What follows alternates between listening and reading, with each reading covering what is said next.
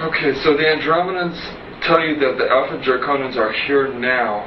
Where? There are 1,833 of them that have been living underground between 100 and 200 miles beneath the surface. They've been here, some of them have been here a long, long time. They have lifespans that are thousands of years. They're carnivorous. They're not friendly to mankind, at least the ones that are here. Are you saying carnivorous, they eat humans? Yes. And they won't eat a dead human. It has to be alive at the time of the killing. Their preference is children. And we've been told, you shouldn't talk about that. There are other people say, well, you better not talk about the reptilians. Well, bull. Why not?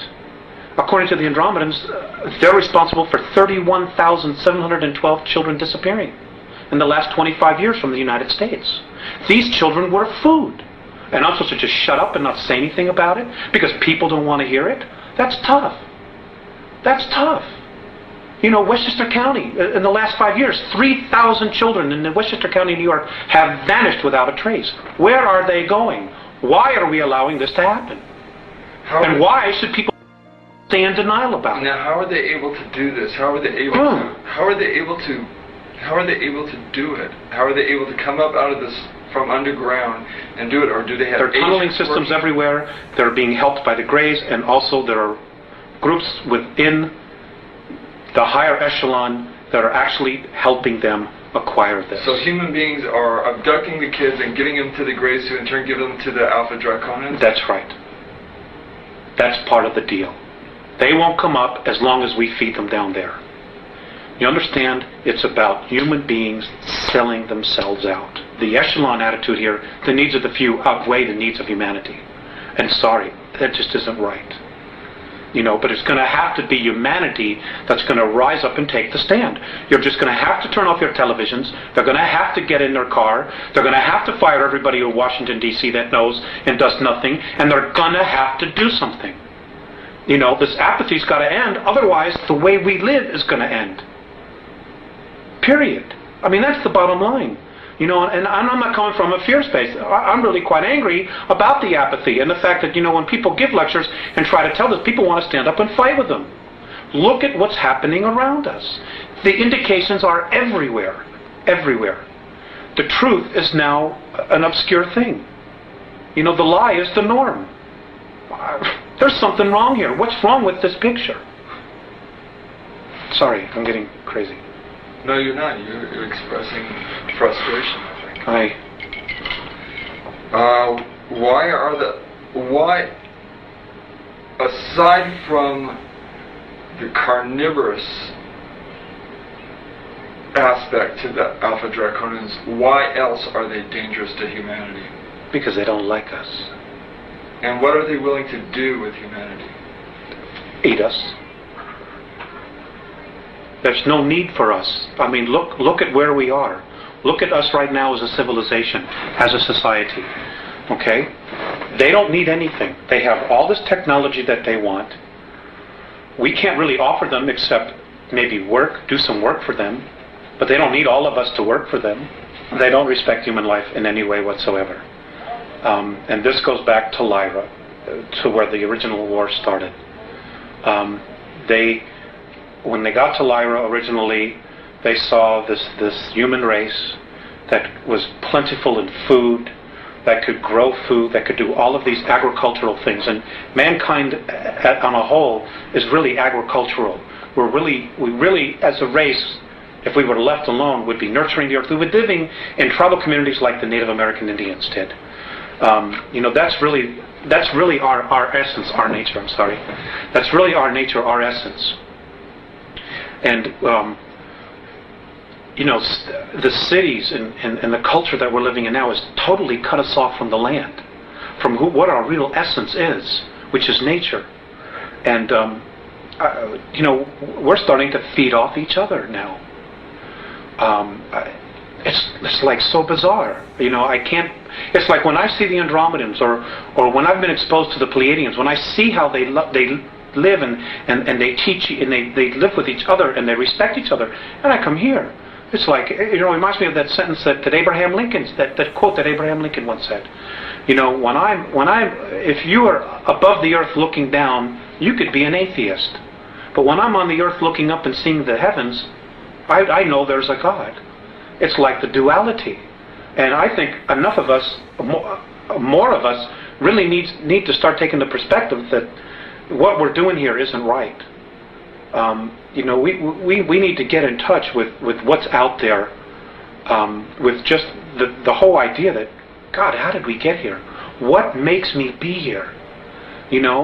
As opposed to going home after work, turning on TV, watching 3 hours of television, going to bed, getting up the next morning, going to work, and doing the same thing over and over and over and over again, like robots.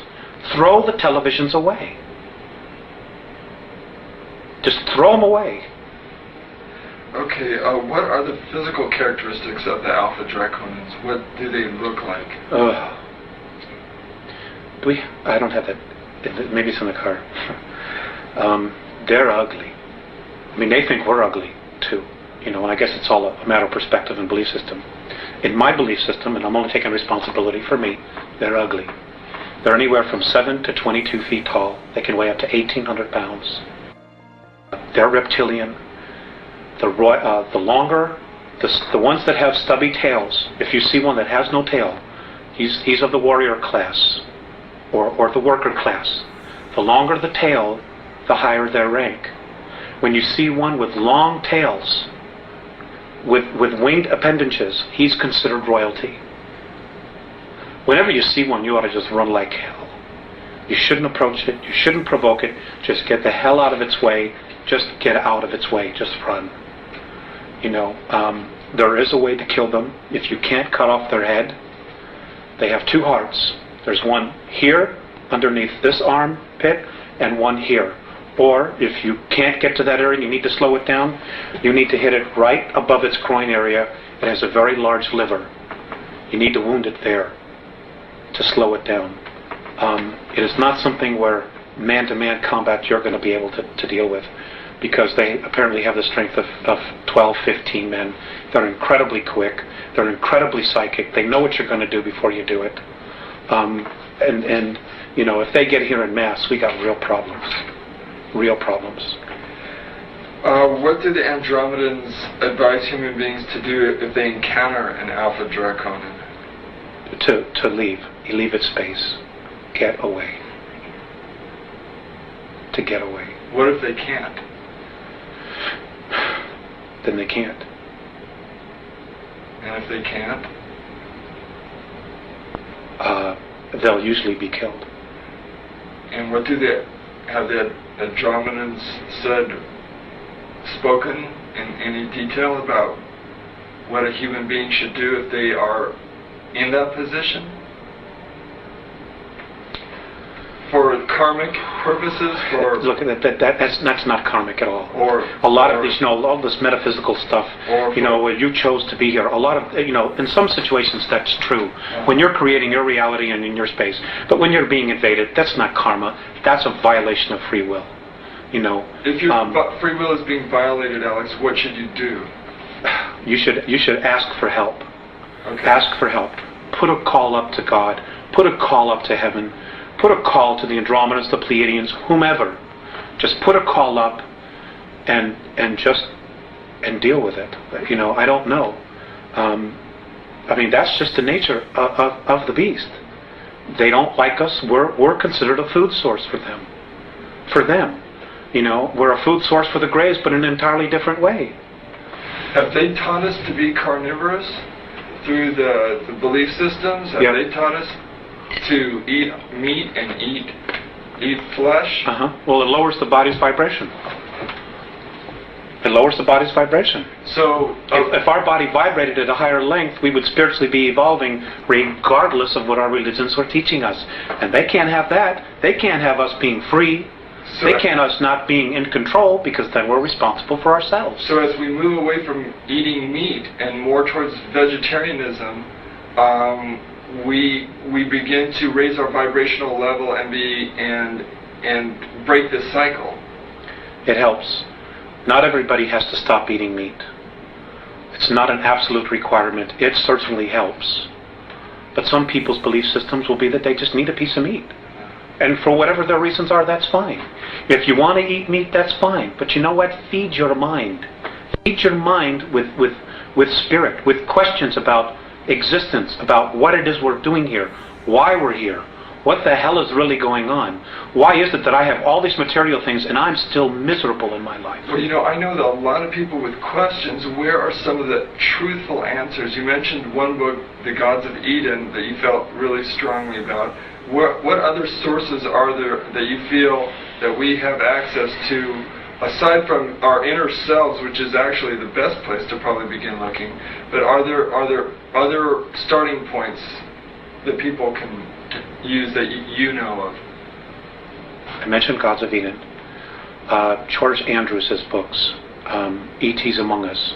There's a lot of information in there that not only deals with the E.T.s, but also the world political government, which right now is very dangerous for humanity, because it's part of the Great Plan. It's part of their regressive alien plan to keep us in jail. Okay, do not pass go, but keep us in jail. Oh God, suddenly I draw a blank. Okay, just as you think about it, interject it into the conversation. Okay.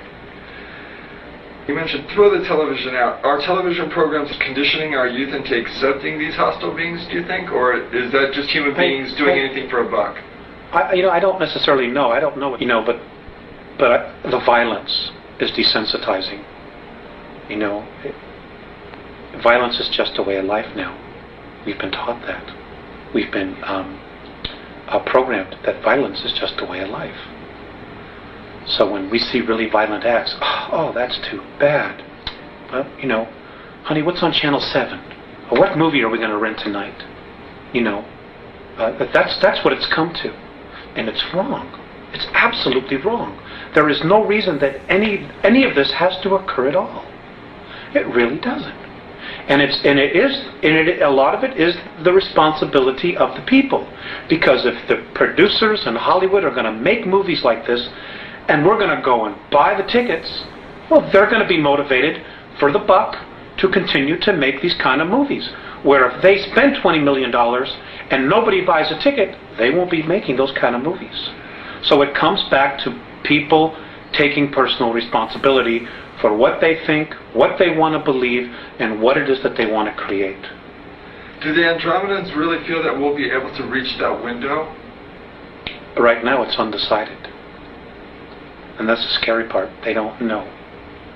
What would help push it forward? I don't know. I really don't know. Except for just, start listening to people that are talking. Start really paying attention to what's going on. My grandfather used to have a saying, believe nothing that you hear and half of what you see.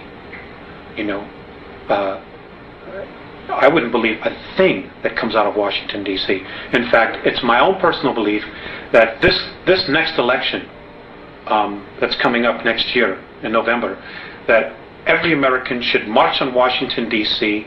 and should fire every single person that's there. They have run this country into the ground. They have totally sold us out to the United Nations for a buck, for the debt. And, even the monetary system, it's just a belief system. We could change that tomorrow if we wanted to. I mean, we're so intelligent, we could create something different. But we're believing, we've got to have this money. Do you know that we're the only race in our galaxy where people starve, that people are homeless? It's such bull. It doesn't have to be like this.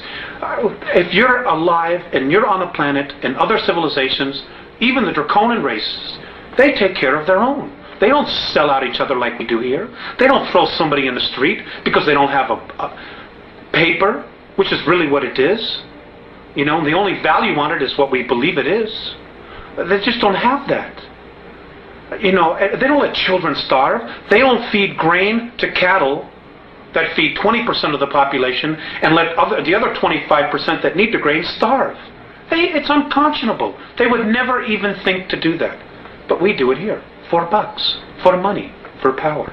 That's part of that conditioning process that's been going on 5,700 years. That's part of it. But the responsibility is that there are people that know what is going on, and they play the game anyway. They don't have the courage to say, look, folks, let's deal with the realities here. You know, we don't have a guy that's strong enough in office as president to stand up and say, you know what, ladies and gentlemen, we've really been sold out. That there are forces within our government, like what Kennedy tried to do, that just flat out want to destroy the United States because we're too good, because we have too much.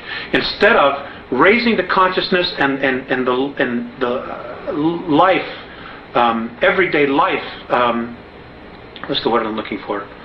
A standard of living of instead of raising the standard of living that we have globally, they would rather just destroy the United States, or destroy our standard of living, so that we're comparable to everybody else. So now everywhere is a third world nation, and that's exactly what they're doing, and they're doing it for power, for greed. We're selling out our own, and it's just. Something's got to be done. Could you describe the human military bases on the dark side of the moon, Mars, and the Mars probes as Andromedans, and how the Alpha Draconians fit into this scenario? The Mars probes, the Russian and the US one, they're gone. They were destroyed. They're history. There's no secret here about, well, it's taking pictures privately. You know, and it doesn't matter whether you believe that or not. It's history. Okay, March of '89, the Russians took pictures. Mars was invaded. We had a human colony there of 300,000, so I'm told. One was underground, one was above ground, Adam and Eve. They're conquered. They're being taken over. The human beings that are from Earth, that volunteered or were kidnapped to go there, are in deep trouble. Many of them have already been eaten. Some of them have already been killed. There is nothing we can do here as a race to help them. So that was Mars was conquered by the Alpha Draconians. That's right. They came in. There's 100,000 of them there. They have approximately 2,111 scout craft there. They're in an area underground that is 64 square miles, known on Mars as the area of Tempe Terra. That's where their base is. Now, it's an ancient base that they had. It's over 1 million years old, and the last time it was in full bloom was 317,000 years ago. Now, if we begin to train all our telescopes on that, are we going to be able to see activity going on there? I suppose that we would. I have a feeling that they already are seeing incredible amounts of activity, but they're not allowed to say it. They're just not allowed to say it. Nor, who's going to want to jeopardize going to jail, being ridiculed, being fired, giving up everything they have to come up and say, well, I'm an astronomer, and I was looking at Mars, and I saw alien craft, and I know there's a base there, and it's being conquered by reptilian aliens. Who's going to have the guts to come up and say it? Nobody in the power elite. Nobody wants to blow their mortgage. But somebody's going to have to, right? So, well, yes. But eventually, it's going to be too late by the time they do it. Is that what you're thinking? Yes. And so, and that's exactly what the Andromedans are thinking. You see, you know, there are people probably saying, well, God, why don't they just come down and save us? There's a lot to that. Number one, if we're rescued, we don't permanently evolve ourselves. Number two, we won't take responsibility. If something goes wrong, we can always blame it on them. Number three, it doesn't just change our reality, it changes their reality as well. Number four, the Andromedans and most of the other benevolent races, they don't want to have to come down here and babysit us. That's not their job. It's not their job at all. Now, in the way you told me that... And number number five, let me just add this. Look at how we've treated our Earth. Look at how we've trashed it ourselves. You know, they're like, why should we come down here and help you when you don't want to even help yourself? Or even make the effort? You know, the cleaning up the planet we're giving to government bureaucracies. Well, here's $3 billion here. There's $10 billion there. Here's the super fund to clean up toxic waste, $20 billion. And the place is getting worse. You know, that's not the problem. The problem is on an individual level, on an individual basis. Just don't create plutonium anymore. Just don't create styrofoam anymore. Just tell the industries, the corporations, because we're the ones who control it. We're the ones buying the products. We won't buy it unless you fix it. End of story. Period. We need to change it. It's our planet. We are the bulk of humanity. It isn't the corporations. It isn't the Fortune 500. It isn't the Committee for 300. And it isn't the Trilateral. We could fire all of them if we had to. Period. But it's coming together and it's doing something about it. And it's going to have to be grassroots, and people are going to have to start doing it soon. Are these leaders going to, if we do raise up and do a grassroots uprising, when they order the military to quell that like they do at Kent State or any other political demonstration? They probably will try. They probably will try. You're absolutely right. You're absolutely right. But you know what? Let's take an example of the American Revolutionary War. 4% of the population of the colonies actually rose up and fought the British. Only 4%. The rest stayed home, stayed in the pubs, drinking ale, doing whatever, and waited to see who would end the war, to see who would win. And then when we won, everybody wanted to take credit for it. But it was really only 4%. Those heroes. And those 4% changed the face of the world.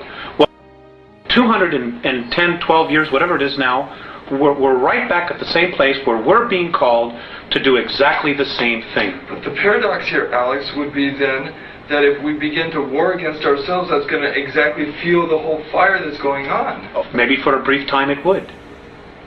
Until one side surrendered or saw the light.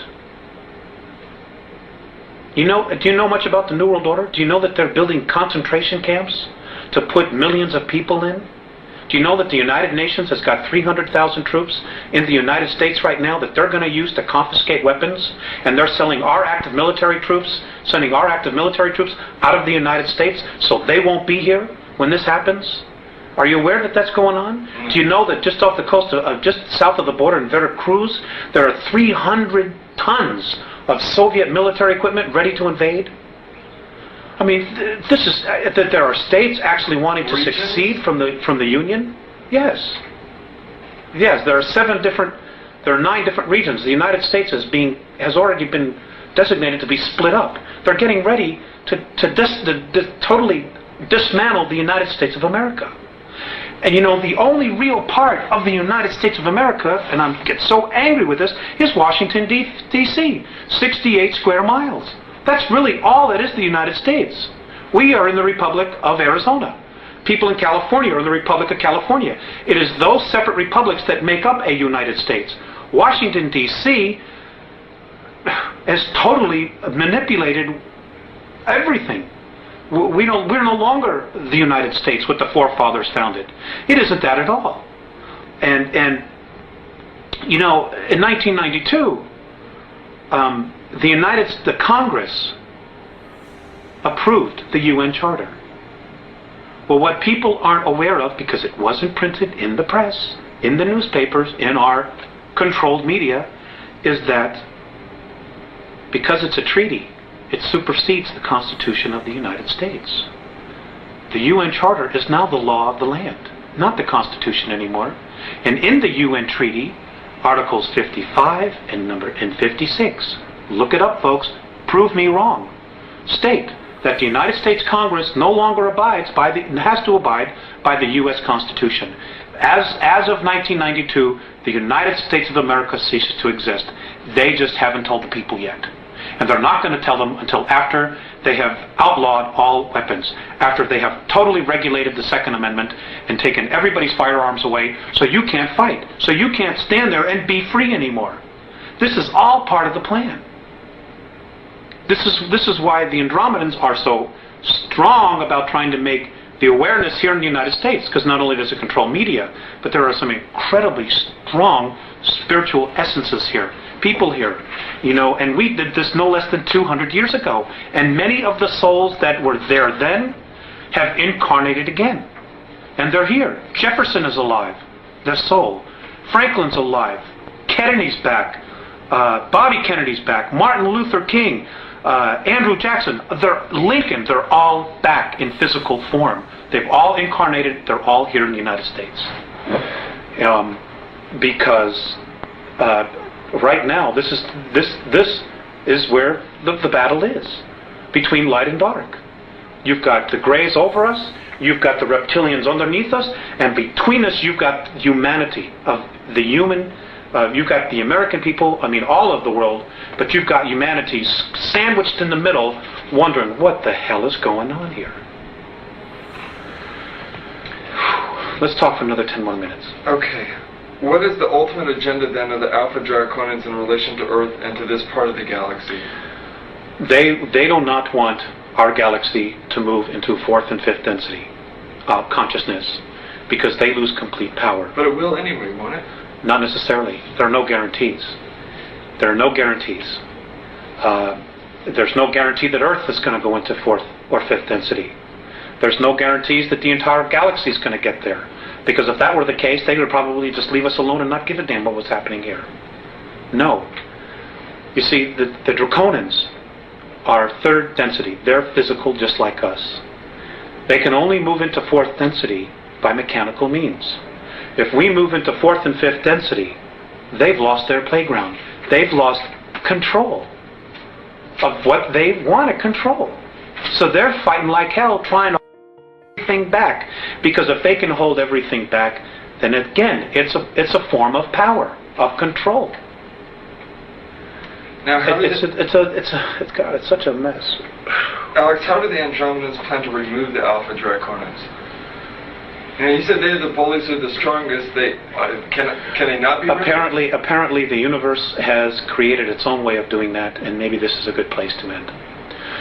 In the beginning, and here's the history of our universe, where it was created. The Big Bang Theory is essentially right in its simplicity.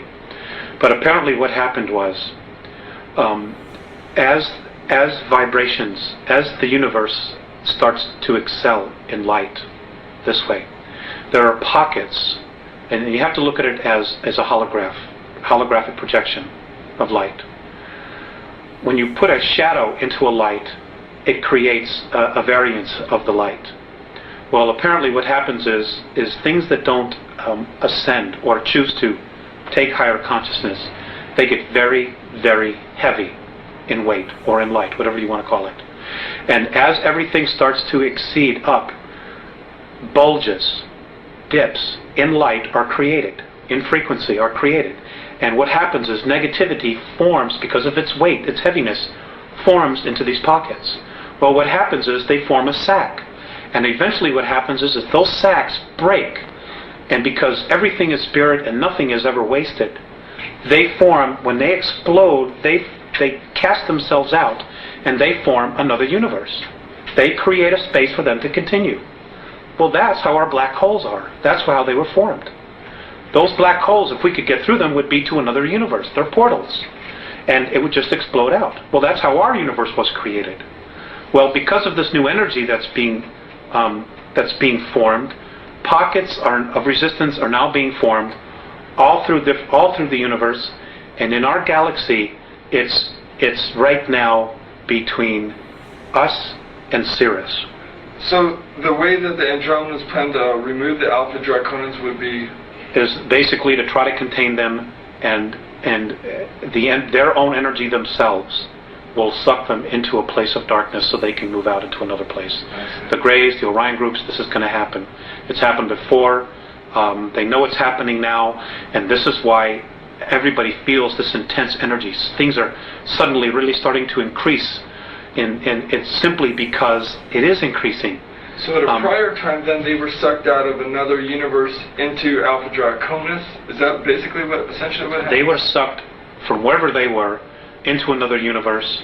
How somehow that universe, or the beings in that universe, wherever they came from, said, we got to get rid of these guys. And they literally brought them here from their universe and dumped them and said, boom, this is where you are. Because they came here in physical form, which means they had to have been brought here. They didn't evolve like all the other life forms here have evolved. They were brought here in full physical form, which means they were created someplace else and dumped here and said, your history. Well, someplace else, then, there's some very irresponsible people. Well, maybe at some point in our eternal history we'll be able to address that issue. But for right now, we need to address our own issues. Okay, let's go to the World Club then to end this up, and future events. According to the Andromedans, mankind has been manipulated for 5,724 years. Human agents must have participated in this throughout history. Who are some of the major players in this deception? You mentioned Hitler and the Giza intelligence. Most of the pharaohs, most of the ancient Egyptian gods.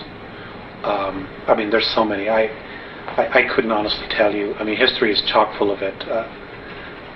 I think what people need to do is go back and look at what we call mythology and really start giving it a second look. Richard Thompson, in his book, although I've not read it, but I've heard others talk about where he delves into the history of things. And it's also important to remember that just because it's history doesn't mean it's accurate history. Because it has been proven over and over and over again, whoever wins the war rewrites history. They write it to their benefit, to glorify themselves. And it doesn't mean that that's really what happened. And according to the Andromedans, our next major leaps in consciousness are going to come from science and archaeology. It isn't going to come from any spiritual leader or teachings.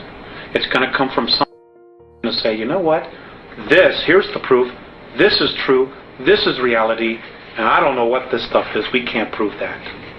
And it's time we really start paying attention. Maybe at a future time we can share more or do another interview or something. In a specific way, please describe in detail what the World Club is and who comprises it, and offer some specific examples of how they're controlling the rest of us. The banking circles, maybe? Yeah, it all evolves around money. The World Bank, International Monetary Fund. I mean, they've got the whole world in debt. Governments are giving away their mineral rights in perpetuity. The United States government is now in a position to declare a national state of emergency, suspend the Constitution of the United States, and nationalize. And the reason they will have to nationalize is because our debt far exceeds any ability to pay it back. So who are the collectors? What countries are the collectors? It's not a country, it's a group of men. It's a group of human beings. It's a group of human beings. Right, the aliens don't need money. They don't need an American Express card. So if the rest it's a man-made thing. If the rest of us simply say, we're not paying back the debt, that's it, we're starting over, you can forget your whole system, then we can erase that whole thing and start over. That's right. If we had a real president in office, and Kennedy was probably really the last one,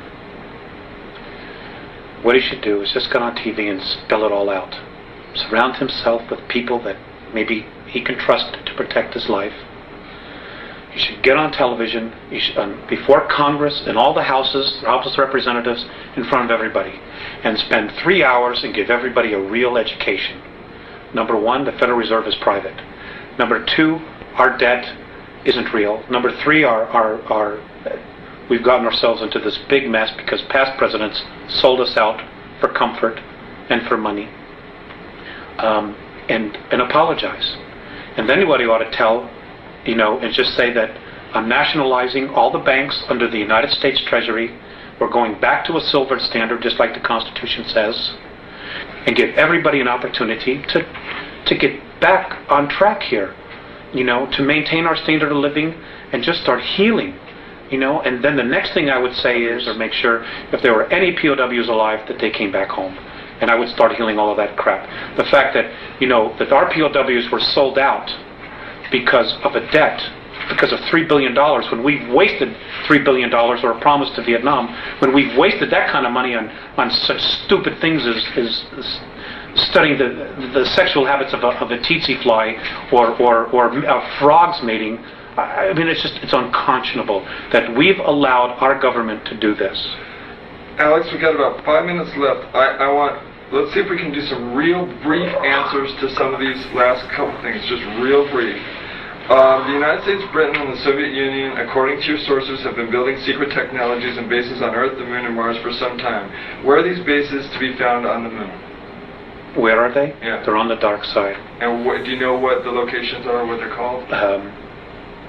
Yes. One is under Jules Verne. God, I wish I had those notes in front of me.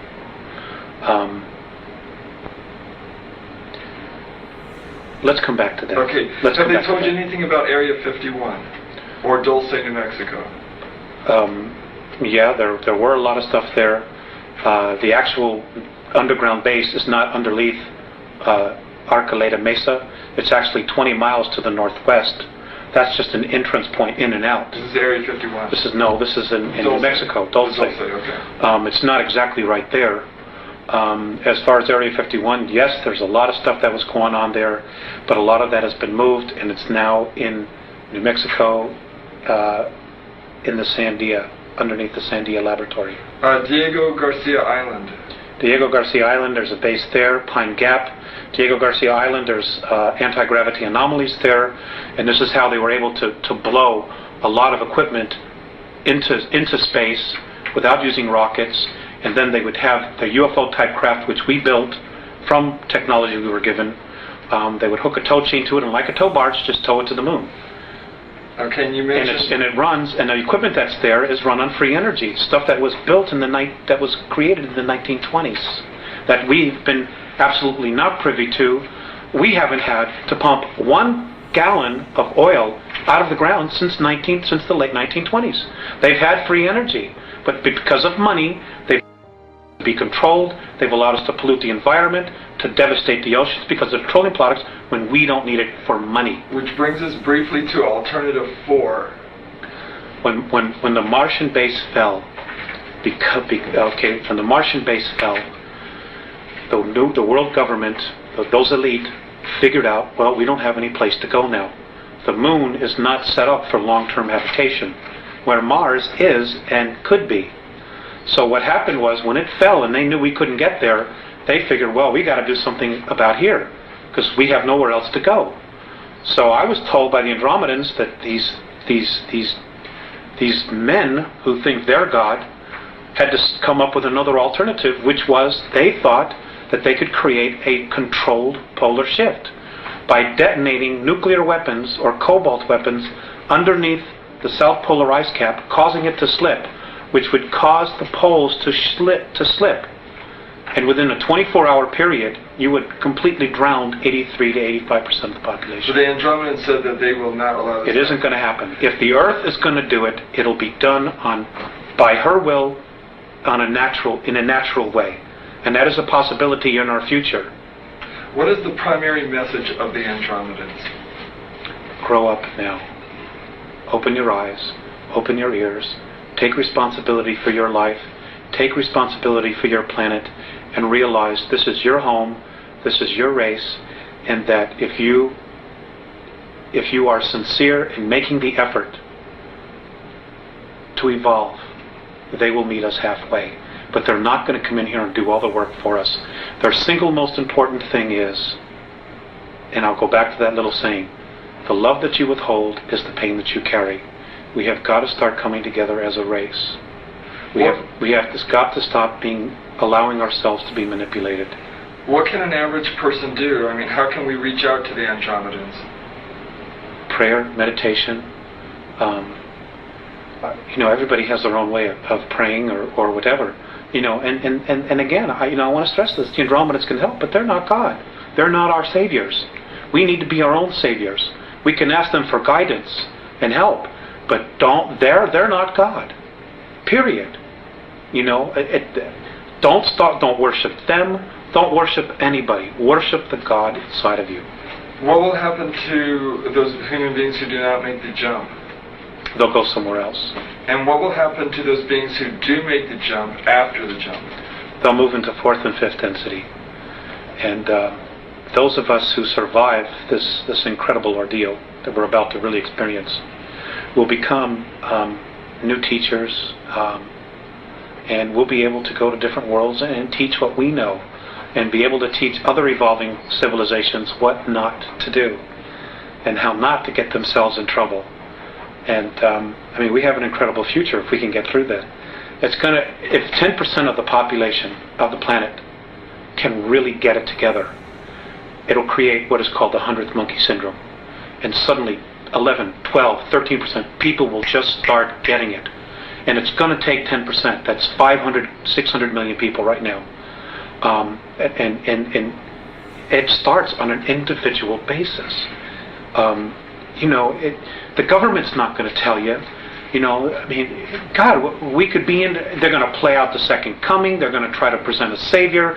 They're going to project holographic images in space and say we're here to save you. They're going to do mock battle. I mean, they're going to screw with us big time. Sorry, I slipped out that word. And folks, we just got to start paying attention. Don't take anything at face value. Make them prove it. And, whether you believe a word I'm saying, it doesn't matter. If somebody tells you that this is truth, make them prove it. If it's real, it'll stand up to scrutiny. If it isn't, it won't. Because the truth can always stand on its own. It doesn't need help, and it doesn't need lies to stand up. And let's end it there. Thank you for this time. It's been a real honor for me. Thanks.